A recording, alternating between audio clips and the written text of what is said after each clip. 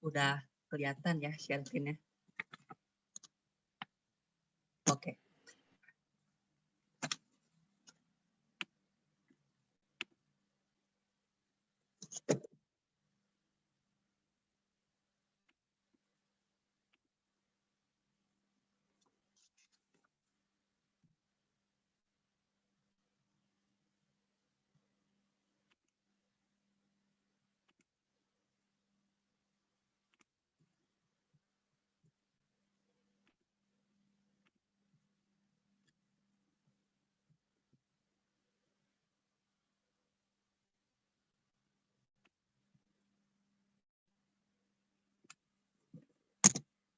Oke, baik.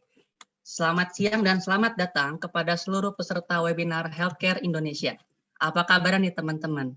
Semoga kalian semua diberi kesehatan ya. Jadi, pada siang hari ini tuh kita kedatangan nih 3 narasumber yang akan memaparkan materi dan memberikan masukan kepada kita semua tentang kesehatan nih. Di era pandemi, kita harus fokus dengan yang namanya kesehatan kita. Jangan sampai karena masalah sepele, kita bisa terpapar penyakit-penyakit berbahaya seperti COVID.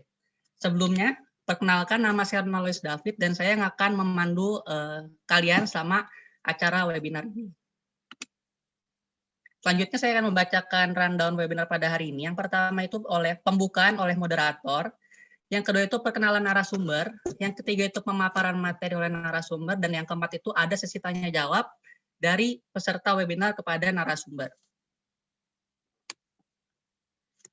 Oke, sebelum masuk ke sesi webinar, ada baiknya kita kenalan dulu nih sama narasumber kita yang cantik-cantik dan yang ganteng-ganteng. Yang pertama, boleh William untuk memberikan sapaan dan akan membawakan materi apa pada webinar hari ini? Oke, terima kasih moderator. Di sini saya William Lius. Saya di sini adalah ahli psikologi dari Universitas Indonesia. Di sini saya akan membawakan materi tentang menjaga kesehatan mental di masa pandemi ini. Oke, baik. William akan membawakan materi tentang menjaga kesehatan mental ya, William ya. Selanjutnya kita akan beralih ke narasumber yang kedua, yaitu Kak Valeri. Boleh Kak Valeri untuk memberikan sapaan dan akan membawakan materi apa hari ini?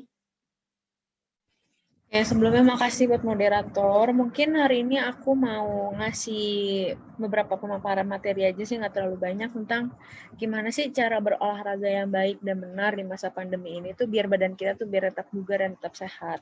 Tuh. Oke, baik. Berbicara dengan cara berolahraga ya. Oke, jadi kita langsung ke narasumber yang ketiga, yaitu Michelle Angelina. Boleh Michelle untuk memberikan sapaan dan akan membawakan materi apa hari ini?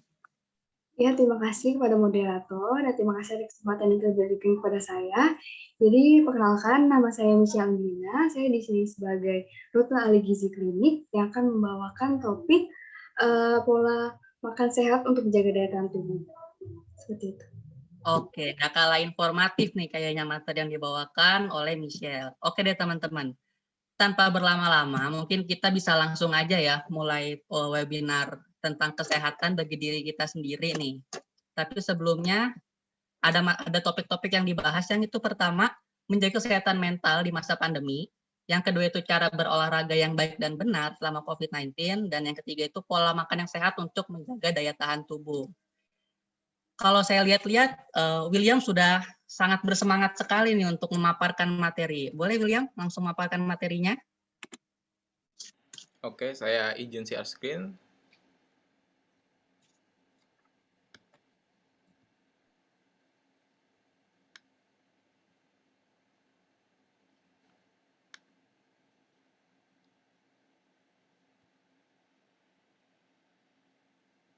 Oke, apakah sudah kelihatan? Oke. Baik, terima kasih kepada moderator. Sekali lagi, jadi di sini saya William Lius.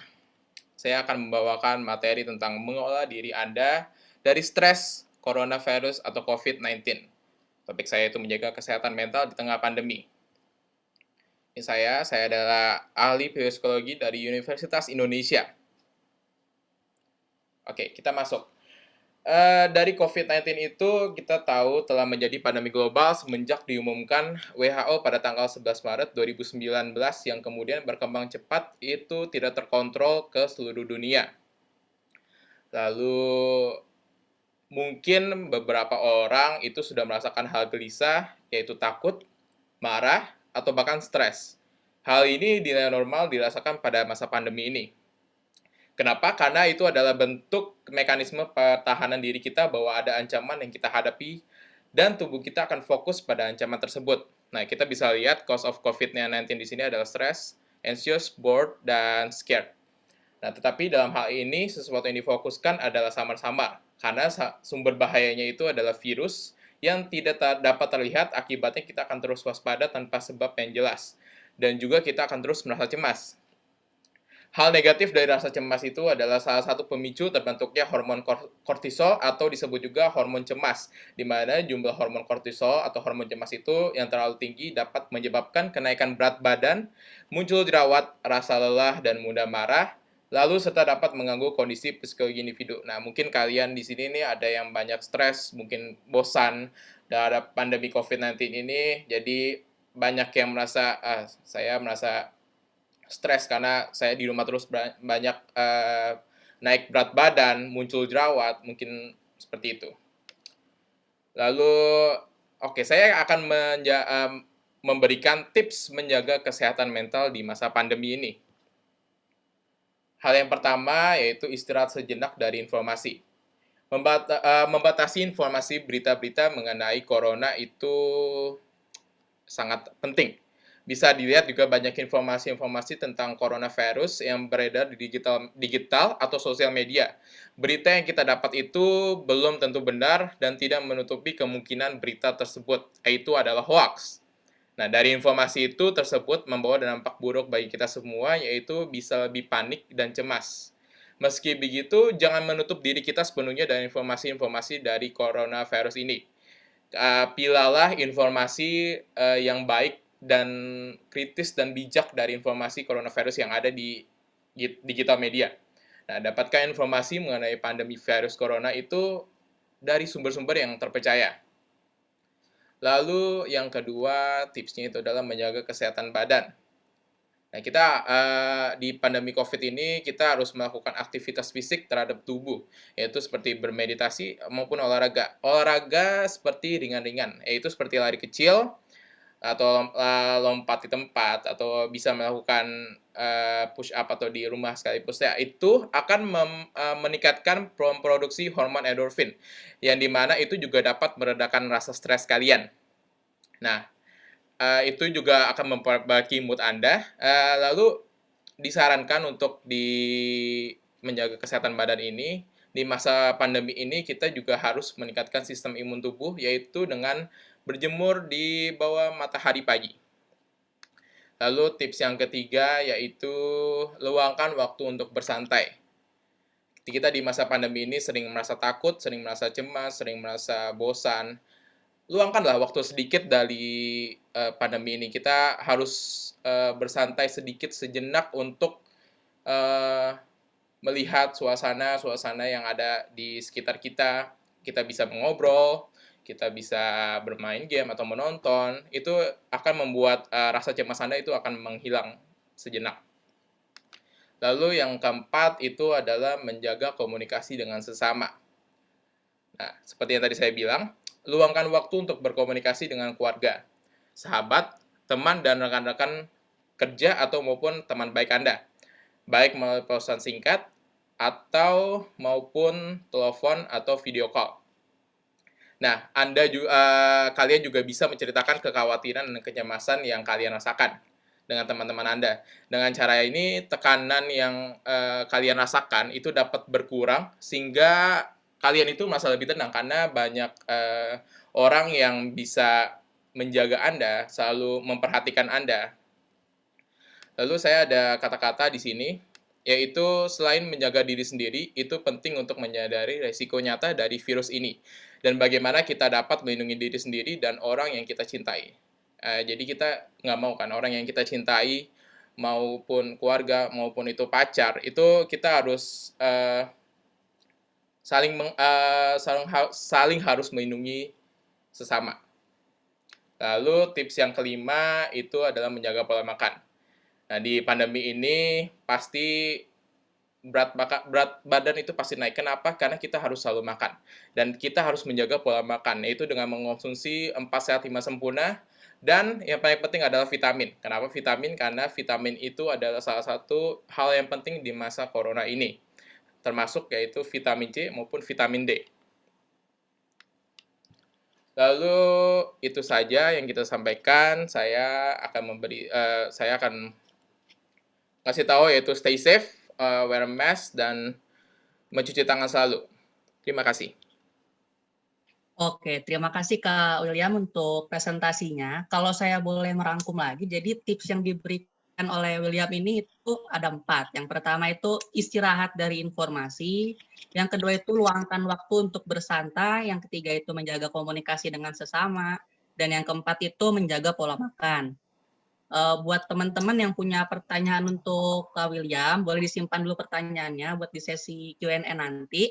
Tapi buat Kak William, aku ada pertanyaan simpel sih. Jadi kayak, kan kita tahu nih, sekarang pun masih banyak orang itu yang nggak percaya nih adanya COVID-19 itu. Tadi terkait dengan penyebab yang dihasilkan itu kan ada ketakutan, kekhawatiran, kebosanan, sama stres. Berarti orang yang tidak percaya itu kan dia tidak memiliki rasa takut dan tidak memiliki kekhawatiran. Karena pola pikir dia itu kalau COVID itu cuma konspirasi, COVID itu nggak ada, nggak nyata, nggak real. Tanggapan dari Kak William tuh kayak gimana nih mengenai contoh kasus tersebut? Nah, oke. Kalau tanggapan saya melalui dari psikologi yang saya dapatkan, yaitu tadi yang saya sudah sampaikan bahwa ada terbentuknya hormon kortisol atau hormon cemas. Nah, semua orang itu tidak tahu bahwa tidak merasa takut atau ini karena dia bilang bahwa badan saya sudah ini. Tetapi pada sifat pribadinya dia sendiri, dia itu takut karena dia bisa melihat dari sisi berita yang sudah ada. Nah, penyebab dari hormon kortisol ini atau hormon cemas ini itu dapat menyebabkan bisa mengganggu kondisi psikologis individu dari masing-masing itu sendiri. Jadi kalau kata saya mendingan harus memijak lah, harus tetap percaya adanya COVID ini dan kita harus tetap stay safe. Yang itu yang saya sampaikan. Itu saja. Oke, baik. Terima kasih untuk tanggapannya ya Kak William. Jadi teman-teman, itu pemaparan materi dari Kak William. Selanjutnya kita akan beralih nih ke narasumber yang kedua kita, yaitu Valeri. Kak Valeri boleh memaparkan materi tadi tentang berolahraga di tengah pandemi ya. Boleh, Valeri? Nah, aku izin share screen ya.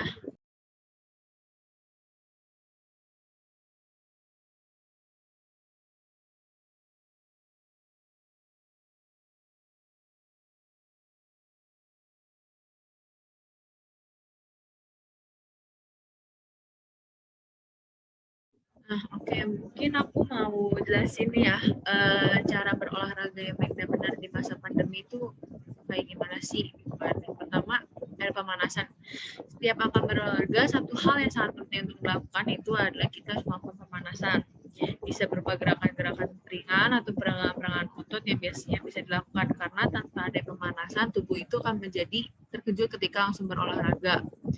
Apalagi untuk berolahraga yang berat ini justru bisa berbahaya dan resiko terjadi cedera bisa sangat tinggi. Kayak biasanya kan kayak setiap banyak yang dapat kita tahu tuh kalau misalnya orang kayak melakukan olahraga tuh pasti banyak banget yang kayak langsung olahraga tanpa melakukan pemanasan. Nah di situ biasanya pasti banyak banget yang cedera gitu kayak mungkin ototnya atau yang lainnya.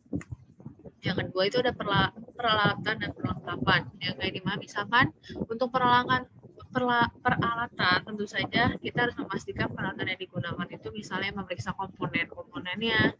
Jika Anda menggunakan alat berat atau angkat beban jangan sampai karena alat yang bisa mendadak rusak itu jadi kitanya yang cedera. Terus tetap menggunakan peralatan yang sesuai misalnya sarung tangan khusus untuk kita khusus untuk angkat beban agar tidak licin dan tidak lepas saat mengangkat beban. Yang ketiga ada teratur. Kenapa saya bilang teratur? Pasti setiap kita melakukan suatu hal ingin mendapatkan hasil yang maksimal, kita pasti harus melakukannya secara teratur. Bukan dengan menggabungkan atau porsinya dalam satu waktu, maka sebaiknya kita melakukan olahraga itu secara teratur, misalnya 15 menit, 30 menit, atau selama 1 jam setiap hari atau 3 kali dalam setiap minggu. Jaga kesehatan atau jangan sampai sakit. Meskipun olahraga itu bisa dilakukan untuk kesehatan, jangan pernah melakukan olahraga ketika sedang sakit, karena ini bisa semakin membuat badan kita lemah. Jadi apabila badan kita sedang sakit, maka yang terbaik adalah melakukan penyembuhan dan juga istirahat yang cukup. Setelah fit dan sehat, maka kembali bisa melakukan kembali olahraga. Dan dapat kita tahu juga kan lagi masa pandemi ini tetap jaga kesehatan, apalagi kalau misalkan lagi sakit tetap maksa olahraga, yang ada malah sakitnya malah nambah. Itu aja sih mungkin pemaparan singkat dari aku tentang bagaimana sih cara olahraga yang baik dan benar dalam masa pandemi ini. Itu.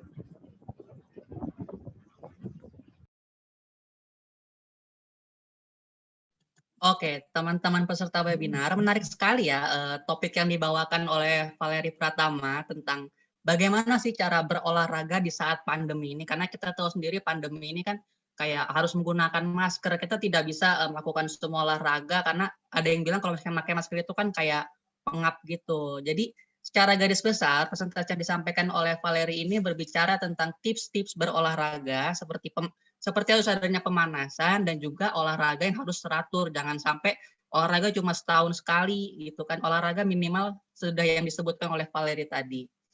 Oke, baik. Terima kasih Valeri untuk pemaparan materinya. Sekarang kita akan berlanjut ke narasumber kita yang ketiga, yaitu Michelle Angelina, yang akan membawakan topik tentang pola makan yang baik dan benar selama masa pandemi. Boleh Michelle untuk share materinya? Ya, terima kasih moderator. Saya izin screen ya.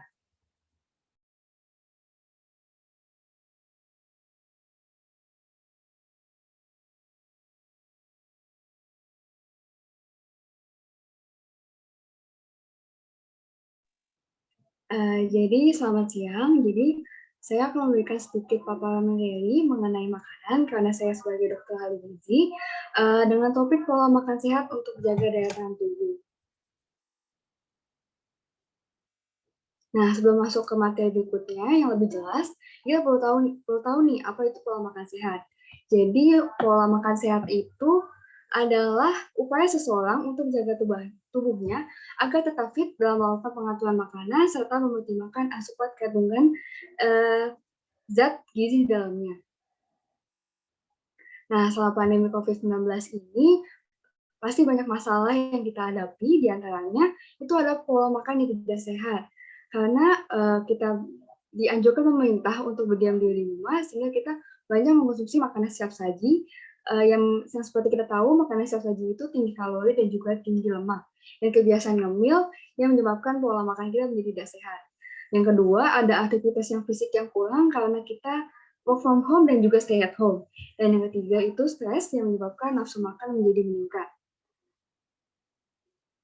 Nah, perlu dari itu kita perlu makan gizi yang seimbang. Nah, dengan peran nutrisi dalamnya. Jadi peran nutrisi apa sih terhadap daya tahan tubuh? Yang pertama, selama masa pandemi COVID-19 kita harus meningkatkan sistem kekebalan tubuh kita sebagai pertahanan tubuh melawan bakteri, virus, dan organisme penyebab penyakit. Perlu kita ketahui bahwa kurang asupan gizi akan mengganggu sistem kekebalan tubuh dan meningkatkan risiko infeksi. Namun, ketika kita kelebihan asupan makan atau obesitas, akan menimbulkan risiko penyakit metabolik, rentan terhadap infeksi, dan juga risiko komplikasi bila terjangkit virus COVID-19. Sehingga perlu adanya keseimbangan zat gizi di dalam tubuh agar sistem kekebalan tubuh kita menjadi baik. Nah, menurut Badan Kesehatan Dunia atau WHO, makanan sehat itu yang dianjurkan itu adalah yang pertama, mengkonsumsi makanan yang beragam dan bergizi seimbang seperti karbohidrat, protein, lemak, vitamin, dan juga mineral. Dan yang kedua, konsumsi lemak dan minyak dalam jumlah yang sedang. Ketiga, batasi dalam konsumsi gula dan garam. Yang keempat, konsumsi air yang cukup, yaitu 8-10 gelas per hari, dan menghindari minum alkohol. Nah, kita jabarkan satu persatu ya secara singkat. Jadi, yang pertama itu ada karbohidrat. Jadi, karbohidrat itu merupakan makanan pokok, utama sumber energi bagi tubuh. Dan 1 gramnya itu mengandung kira-kira 4 kalori.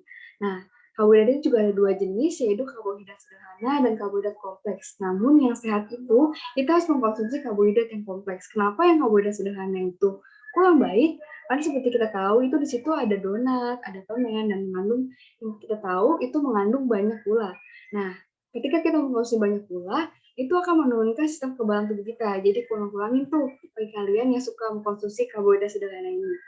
Nah, berapa sih karbohidrat yang kita butuhin setiap harinya? Nah, kita butuhin itu 50-60% dari kebutuhan energi total. Yang kedua itu ada protein. Berapa sih kebutuhan protein yang kita harus konsumsi setiap harinya? Yaitu 15-25% dari kebutuhan energi total. Nah, protein ini juga ada dua jenis, yaitu protein hewani dan juga protein nabati. Yang ketiga ada lemak. Nah, kebutuhan lemak yang kita butuhin itu setiap harinya itu 25-30% dari kebutuhan energi total. Nah, lemak juga ada memiliki dua jenis, yaitu lemak tidak jenuh dan lemak jenuh. Dan yang sehat itu yang lemak tidak jenuh. Nah, rekomendasi nih menurut konsumsi lemak menurut Kemenkes adalah untuk yang tidak jenuh itu 67 gram per hari, dan untuk yang lemak jenuh itu 15 gram per harinya.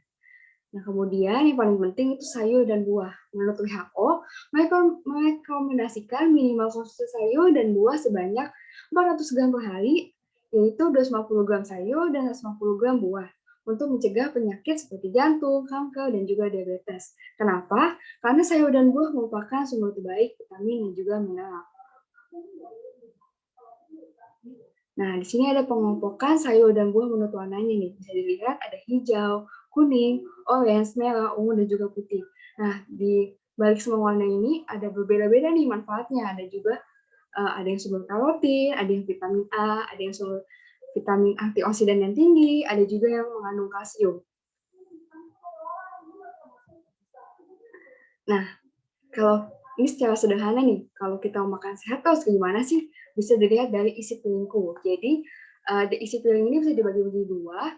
Nah, yang sebelah sininya kita bisa makan makanan pokok dan juga lauk pauk. Jadi untuk yang makan pokok itu 1/3 piring berisi karbohidrat. Kita bisa makan nasi, bisa makan kentang, umbi-umbian atau jagung. Nah, untuk yang lauk pauk itu 1/6 piring berisi protein hewani, bisa telur, bisa ikan, bisa ayam ataupun daging. Nah, kemudian ada juga protein nabati. Kita bisa pilih tahu, tempe atau kacang-kacangan. Nah, setengahnya lagi nih kita harus mengkonsumsi buah-buahan dan juga sayuran. Untuk sayuran 1/3 piring, dan untuk yang buah-buahan 1/6 piring. Cukup sekian yang dapat saya sampaikan. Sekian dan terima kasih. Oke, baik. Terima kasih Michelle atas memaparan materinya. Jadi Michelle itu membawakan materi tentang berbicara tentang karbohidrat, protein, lemak, sayur, buah, lauk pauk yang baik untuk diri kita selama pandemi, yang dimana tuh harus kita penuhi dan harus kita cukupi supaya diri kita itu, badan kita itu tetap fit, tetap sehat gitu kan. Oke, jadi saya meminta seluruh peserta webinar untuk memberikan apresiasi berupa reaction kepada seluruh narasumber yang sudah menyempatkan waktunya untuk berbagi dan memberikan informasi tentang kesehatan kepada kita semua nih. Tidak terasa ya, dari awal Kak William Liu sudah membawakan materi tentang bagaimana menjaga kesehatan mental, Kak Valeri telah membawakan tentang berolahraga yang baik dan benar, dan barusan Michelle sudah membawakan dengan topik pola makan yang baik dan benar. Gitu. Sebentar.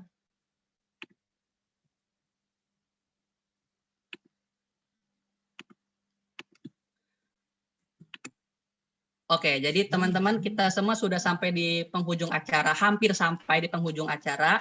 Sekarang kita ada sesi tanya jawab atau Q&A. Boleh teman-teman yang ingin bertanya secara langsung untuk mengangkat tangan, raise hand. Kalau yang malu-malu juga boleh nulis di kolom chat aja pertanyaannya. Nanti akan dijawab oleh para narasumbernya. Yang pertama, boleh buat Matthew pertanyaannya. Terima kasih kesempatannya. Saya mau bertanya, jika kekurangan konsumsi sayur dan buah, apa boleh ditambah dengan suplemen seperti vitamin? Dan apakah itu bakal cukup buat memenuhi kebutuhan tubuh kita? Itu aja yang dari saya.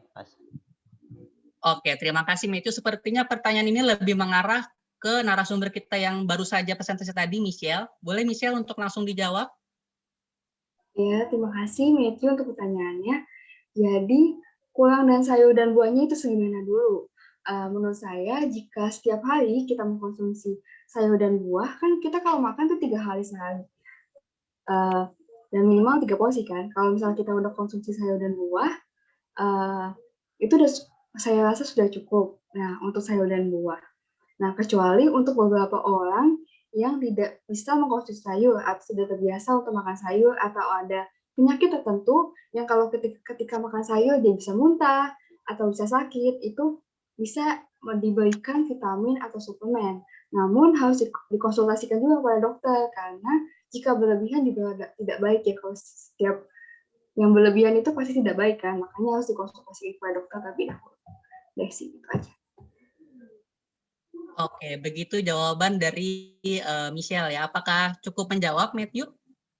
Baik, terima kasih jawabannya. Baik, terima kasih atas pertanyaannya, Matthew. Sekarang kita beralih ke penanya kedua, Jonathan Joel. Silakan dengan pertanyaannya, Jonathan. Oke, saya mau nanya, waktu luang apa aja sih yang bisa dilakuin di masa pandemi ini? Sedangkan kita harus di rumah aja.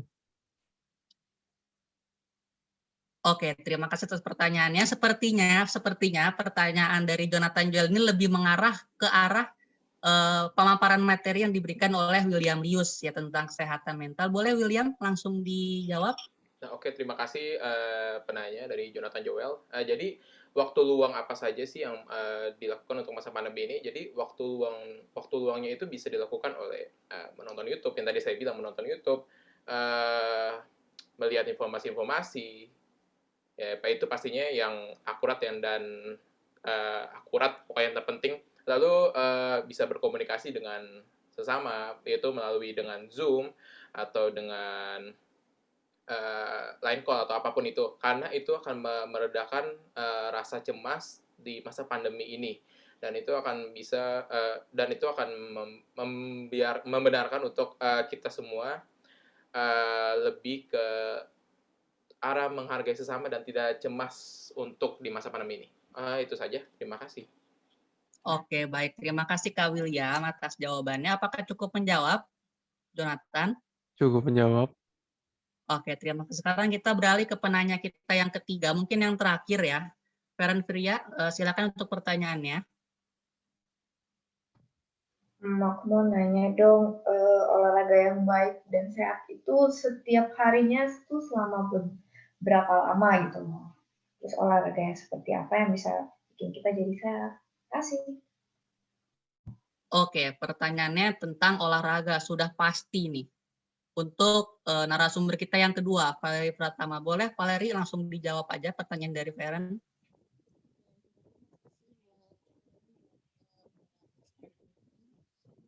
Maaf Valeri, suaranya.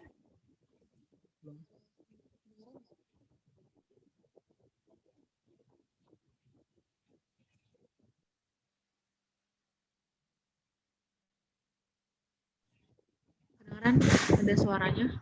Boleh langsung dijawab Valeri. Oke. Mungkin aku mau jawab pertanyaan dari Feren ya. Kalau untuk waktunya sendiri kan setiap orang kan nggak nentu kan, setiap kita nggak tahu nih orang-orang tuh mungkin ada yang mungkin maybe baru pertama kali olahraga atau emang udah sering olahraga. Kalau mungkin yang saya baru pertama kali olahraga ya seenggaknya at least 5, 10 atau 20 menit gitu untuk olahraga. Kalau misalkan emang untuk yang emang misalnya emang udah sering olahraga ya seenggaknya 30 sampai 1 jam. Nah, untuk itu mungkin seminggu ya 3 kali untuk melakukan olahraga. Mungkin sih itu jawaban dari aku. Oke, jadi begitu jawaban dari Valeri. Apakah cukup menjawab, Feren? Oke, makasih. Oke, terima kasih. Apakah ada pertanyaan lagi dari teman-teman peserta?